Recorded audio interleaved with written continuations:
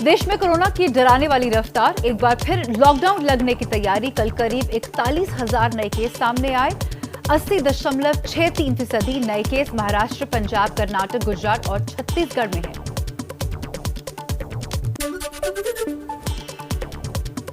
महाराष्ट्र के सीएम उद्धव ठाकरे की चेतावनी, लोग नहीं माने तो लगाना पड़ सकता है लॉकडाउन। कल राज्य में करीब 26,000 कोरोना के नए केस सामने आए। मुंबई में एक दिन में रिकॉर्ड 3,000 नए केस। एमपी के 3 बड़े शहरों भोपाल, इंदौर और जबलपुर में लॉकडाउन का ऐलान। शनिवार रात 10 बजे से सोमवार सुबह 6 बजे तक पूरी तरह पाबंदी। राज्य में 24 घंटे में 1150 नए केस मिले।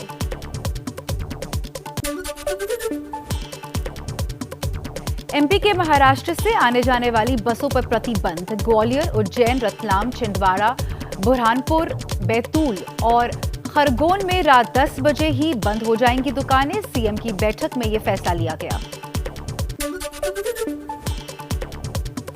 कोरोना के बढ़ते मामलों के चलते पंजाब में सभी शिक्षण संस्थान 31 मार्च तक बंद रहेंगे। 11 जिलों में नाइट कर्फ्यू लगेगा। राज्य में एक दिन में करीब 2,500 केस मिले हैं।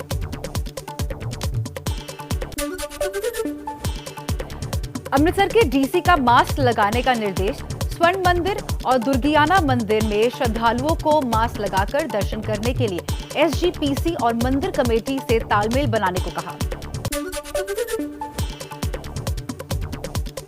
पंजाब के मोगा में 21 मार्च को दिल्ली के सीएम अरविंद केजरीवाल की रैली पर संकट के बादल। जिला प्रशासन रैली के लिए सख्त निर्देश जारी कर सकता है। हरियाणा में कोरोना की रफ्तार पर लगाम के लिए मंथन।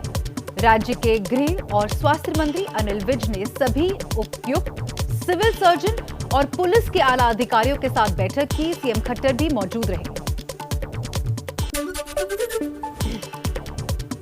यूपी की राजधानी लखनऊ में कोरोना को लेकर सख्ती। डीएम का सभी संस्थाओं, दफ्तर और व्यापारियों को मास्क के इस्तेमाल और आने जाने वालों का विवरण दर्ज करने का आदेश।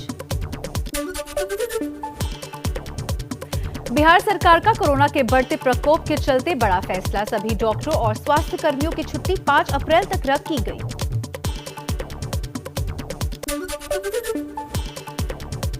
गुजरात के अहमदाबाद में नगर निगम का फैसला। कोरोना वायरस के कारण शनिवार और रविवार को मॉल और मल्टीप्लेक्स बंद करने का दिया आदेश। गुजरात में बढ़ते कोरोना संकट के बीच राजधानी गांधीनगर के नगर निगम का चुनाव करने का फैसला। 18 अप्रैल को मतदान और 20 अप्रैल को होगा वोटों की गिनती। स्वास्थ्य राज्य मंत्री अश्विनी चौबे का बयान, कहा देश में करीब 4 करोड़ लोगों को कोरोना की वैक्सीन लगाई गई है। टीके को लेकर जागरूकता बढ़ाने पर भी दिया जोर।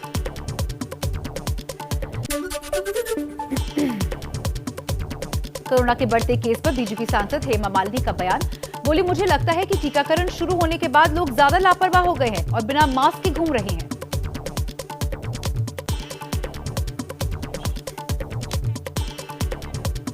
चलिए अब आगे बढ़ते हैं, कुछ और खबरें आपको दिखाते हैं तेज रफ्तार से। राज्यसभा में भी उठा कोरोना का मुद्दा। शिवसेना की सांसद प्रियंका चतुर्वेदी ने टीकाकरण अभियान पर उठाए सवाल। डिंडौरी में छत्तीसगढ़ के गृह मंत्री की मौजूदगी में उड़ी कोरोना गाइडलाइंस की धज्जियां। धारा 144 के बाद भी कार्यक्रम में जुटे हजारों लोग। गृह मंत्री ताम्रध्वज साहू समेत ज्यादातर लोग बिना मास्क के नजर आए। दिल्ली में कोरोना का 78 दिनों का टूटा रिकॉर्ड। गुरुवार को एक दिन में 600 से ज्यादा नए कोविड के मरीज सामने आए।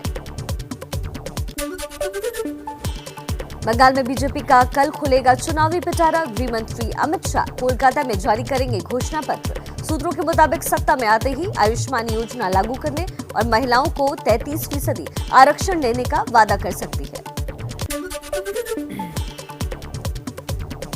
प्रधानमंत्री मोदी का आज बंगाल और असम का दौरा। सुबह 11 बजे खड़गपुर में जनसभा होगी तो दोपहर 3:15 बजे डिब्रूगढ़ में के चबुआ में रैली करने वाले हैं। गृह मंत्री अमित शाह का कल से बंगाल और असम में ताबड़तोड़ चुनाव प्रचार। लगातार एक हफ्ते तक दोनों राज्यों में करेंगे जनसभाएं। कार्यकर्ताओं से भी बातचीत का कार्यक्रम। शुभेंदु अधिकारी के गढ़ तामलुक में मंच से दीदी ने चंडी पाठ और कलमा पढ़कर बीजेपी पर बोला हमला। कहा, बीजेपी को नफरत में यकीन नहीं होने दूंगी। ध्रुवीकरण। पूर्वी मिदनापुर में ममता बनर्जी ने शुभेंदु अधिकारी पर भी हमला बोला। कहा, नंदीग्राम में कुछ लोगों ने गद्दारी की है, जनता चुनाव में उन्हें सबक सिखाएगी।